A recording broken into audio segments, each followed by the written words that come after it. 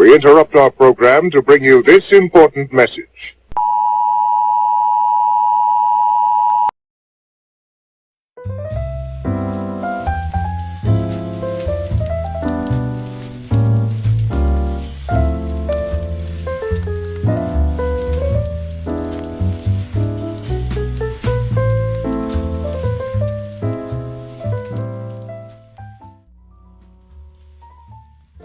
Oh, hi. I didn't see you there.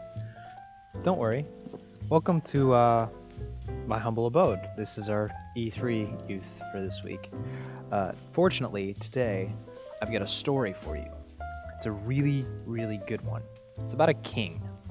And this king has been in a war.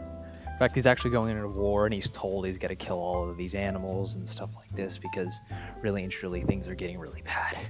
And the other people are just like him. It's about the Tiger King. This is the wrong book. Yeah, here we go. Yes, this is the right book. Here we go. So, this is a story about a king. In fact, King Saul. He was told by God to go to war with the Amalekites. And as he goes to war, he goes into a great battle, and he he goes to... I'm sorry. This is really bad. I shouldn't be doing this, but I have to get a drink. Would you like some? Oh, don't worry. It's not alcohol. It's a little homebrew I make myself, but I have to import some of the finest waters from all over the world, such as Italy and Australia. And it's a little thing I like to call Snapple. Just do what you gotta do. Anyway, so, as I was saying, there's a great war between both the cities of Israel and the cities of Amalek. God told Saul to kill everything in Amalek. The king, the men, the women, the children, the infants, the animals, the donkeys, the camels, everything. When they went to war, Saul kept both the king of Amalek and some of their finest animals, and then threw a great party where he held sacrifices and all this other stuff in victory, basically.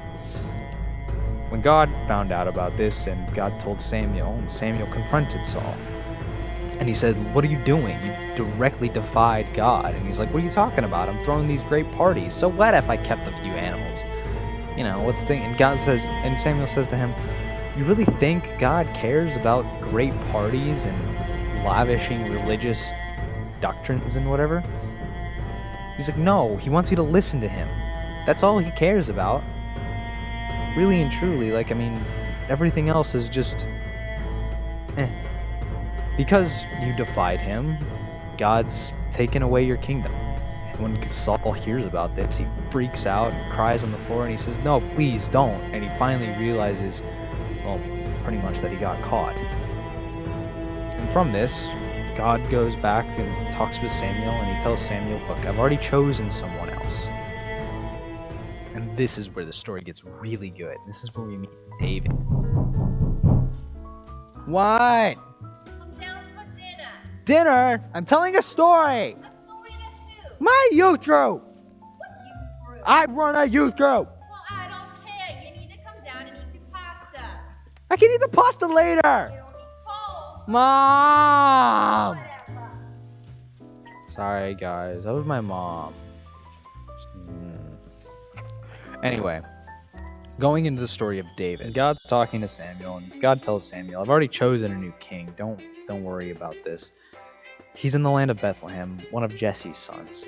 Samuel meanders his way down on over there and talks to Jesse, and he's like, "Look, God told me that one of your sons is going to become king." Jesse, he's super excited. He presents all of his sons out there, from oldest to least oldest.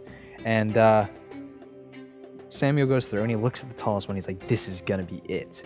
God tells him, "No, chill. It's not him." Goes to son number 2. It's not him either. Nor 3, nor 4, 5 or 6, or even 7. When Jesse gets through him, he's like, "Hey, do you got any more out here?" And he's like, "Oh, I got one, but he's currently tending the shepherd." And Samuel's thinking to himself, like, shepherds, they're strong because they got to take care of, they got to fight wolves, And when he pulls up, I don't know what Jesse was thinking. He was a little scrawny kid, and barely 14. He's got peach fuzz on the top of his lip. Doesn't really got little stick arms. He's not much of a man. He's not much of a boy. So Samuel pours the oil all over David's head, and God flows in through David, and David gets this rush of energy that will help him throughout the rest of his life. Meanwhile, Saul, he's having these nightmares because he's freaking out. He's about to lose his kingdom, and he tells one of his servants, look, just find me somebody who can play some music to calm my nerves. Like, seriously, I'm freaking out. I don't know what's going on. I'm having a temper tantrum. And the servant remembers David, one of Jesse's sons. Funny enough, same character, same person. David plays the harp. And David becomes Saul's court jester. Basically plays the harp whenever Saul basically has a mental breakdown. From this, a few years pass, and really and truly, Israel, I guess, can't keep their hands off of war because there's another war, this time with the Philistines. Oh man, this is one of my favorite parts. This is where David really gets to shine. The Philistines, they have this secret weapon. Oh man, look at the time. If I don't get downstairs and eat that pasta, my mom's gonna beat me with a wooden spoon. Joshua, if you don't Okay, I'm coming.